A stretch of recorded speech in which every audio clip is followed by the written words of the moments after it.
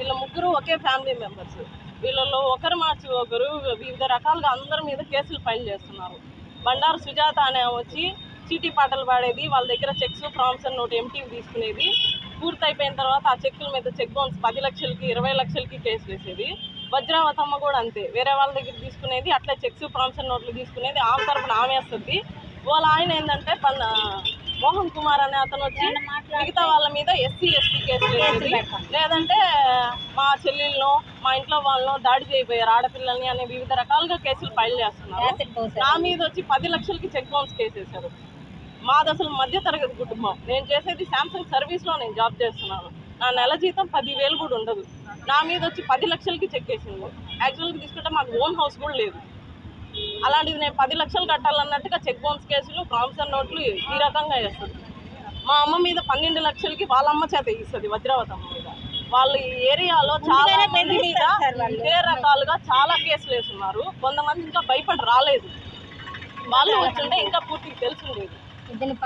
ఇద్దరిని ఏంటంటే పెద్దవాళ్ళు వచ్చారు, అక్కడ ఎండకి ఉండకూడదు అని చెప్పి సార్ ఏంటంటే వాళ్ళ నీళ్ళకి పంపించారు. 80 ఏళ్ళ ముసలి మీద కూడా అంత పెద్ద వాళ్ళని కూడా వాళ్ళు వదలట్లేదు. వాళ్ళకి ఇదే వ్యాపారంగా అయిపోయింది. ఇద్దరు లేయడం, ఎవరినో ఒకరిని కావాలని గెలుపుకునేది, లేదంటే వాళ్ళ మీద ఎస్సీ ఎస్టీతో నన్ను తిట్టారని చెప్పేది, బాలాజీనగర్ పోలీస్ స్టేషన్లో కంప్లైంట్ ఫైల్ చేసేది. అక్కడ కుదరలేదంటే ఇంకా కోర్టులో నోటీసులు పంపించేది. మేమేం పెట్టలేదు సార్ రిటర్న్, మా దగ్గర ఏమున్నాయి ప్రూఫ్స్. వాళ్ళలాగా అంత చీటింగ్ కాదు, మేము చీట్లు పాడుకున్నాము, అమౌంట్ అంతా కట్టేసాము. కట్టేసి చెక్కులో మాకు రిటర్న్ ఇవ్వండి అంటే మీరు ఇంకా బాగా ఇంకా కట్టాలి, మీరు వడ్డీ పడింది, ఒక నెల లేట్ అయిన దానికి అని చెప్తారు. సరే ఆ వడ్డీ కూడా కడతాము. అదంతా కట్టిన తర్వాత ఏంటంటే మళ్ళీ చెక్కులు ఇవ్వమంటే ఏదో ఒక రకం కారణం వాళ్ళే తీసుకొచ్చి గొడవ వేసుకుంటారు. ఇక్కడ ఎస్పీ ఆఫీస్ దగ్గరకు వచ్చాము సార్, ఇదే విషయం చెప్పాము. వీళ్ళు ఏసీ నగర్లో ఇలాంటి ఫ్రాడ్లు చేస్తున్నారు, చీటింగ్ కేసులు అన్నీ పెడుతున్నారు ఉన్న వాళ్ళందరి మీద. సార్ యాక్షన్ తీసుకుంటాము. వాళ్ళ మీద చాలా కేసులు కూడా చాలా నైబర్స్ని పక్కన ఉండే వాళ్ళని. ఈ బండారు సుజాత అని, బండారు వజ్రావతమ్మ, అంబలతాటి నీలిమేఘం, మోహన్ కుమార్, వీళ్ళంతా ఒక ఫ్యామిలీ మెంబర్స్ మొత్తం. వీళ్ళు ఫ్రాడ్తోనే ఆ ఏసీ నగర్ మొత్తం ఎంతమంది ఉన్నామో అంతమంది దగ్గర ఇదే చీటింగు, ఇదే వ్యాపారం. చీటీలు వేయించుకోవడం, చీటీలు వేసినప్పుడు మనకి అత్యవసర పరిస్థితిలో పాడాలి అనుకున్నప్పుడు మీరు పాడుకుంటే మాకు ప్రూఫ్స్ ఏంది, మేము మీకు ఇవ్వడం వల్ల మాకు నమ్మకం ఏంది, మీరు ఆపితే ఎట్లా అని చెప్పేసి, సరే తెలిసిన వాళ్ళే కదా, నమ్మకస్తులే కదా అని చెక్కులు, ప్రామిసర్ నోట్లు ఇలాంటివన్నీ తీసుకుంటారు. తీసుకున్న తర్వాత అదనంగా ఒక 6 months 7 months చీటీ ఉన్నాక పాడుకుంటాం. ఎందుకంటే మన అవసరం నిమిత్తం, అవసరం అనేది మనకు ఉంది కాబట్టి అవసరం నిమిత్తం అనేది పాడుకుంటాం. ఇట్లా చీటింగ్ చేసి ఒక్కొక్క చెక్కు మీద 10 లక్షలు 12 లక్షలు, ఒక మధ్యతరగతి వ్యక్తులు గవర్నమెంట్ ఇచ్చిన స్థలాల్లో ఉండి బతుకుతున్న వాళ్ళు, నిలువ నీడ లేకుండా ఉండేవాళ్ళు 10 లక్షల ఆసాములు ఎట్లా అవుతారు? ఒక్క ఏరియాలోనే 30 లక్షలకు పైగా ఆమె కేసులు వేసింది. ఆమె ఎంత ఇదని 30 లక్షల కేసులు వేసిందో మాకైతే తెలియట్లా. మా దగ్గర ఏముందని అన్ని లక్షలకి నా మీద తీసుకుంది.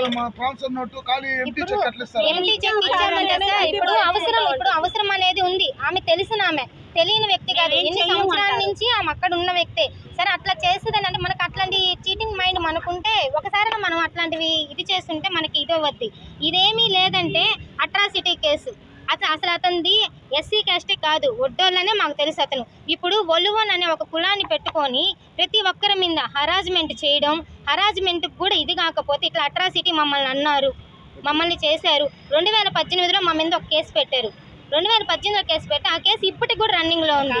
తర్వాత 2019లో యాసిడ్ కేసు అని నా భర్త మీద మా అత్తగారు చాలా పెద్ద ఆవిడ, 75 సంవత్సరాలు 80 సంవత్సరాలు ఉంటాయి, కర్ర పట్టుకొని నడిచి ఆమెను కూడా ఇది చేసి పెట్టింది. ఇంకొక ఆవిడ ఇంకా చాలా పెద్ద ఆవిడ గత 3 నెలల కిందట చనిపోయారు. ఇదే వాయిదాలు 2018లో అట్రాసిటీ కేసులో 6 మందిని పెట్టింది. 6 మందిలో ఎవరికి అసలు వాళ్ళు అసలు ఎస్సీ క్యాస్టే కాదు, ఎస్సీ అనేదే కాదు.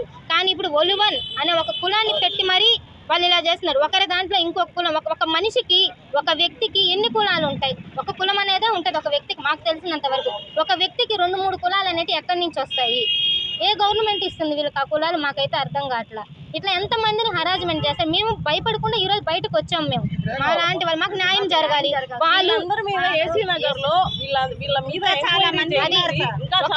ప్రత్యేక ఒక ఇది పెట్టాలి. మాకు దాదాపు కార్యదర్శిని పెట్టి వాళ్ళ మీద ఎంక్వైరీ, అసలు ఎస్టీఏ ఎస్సీ ఎస్టీ వాళ్ళు కావునా కాదా, అసలు వాళ్ళకి ఆ కులం అనేది ఒలువన్ అనే కులం అనేది ఒక తమిళనాడుకి సంబంధించిన కులం. ఎవరు వాళ్ళు? మేము శిక్షణ పోయినా సార్ మాకు న్యాయం జరగదు. తీసుకుంటారు తీసుకున్న ఆమె దానికి ఏదో ఒకటి చెప్పది. మమ్మల్ని కొట్టి ఇంట్లో నుంచి లాగి మమ్మల్ని కొట్టి మమ్మల్ని ఇచ్చాం సార్. ఎస్పీ గారిని కూడా మేము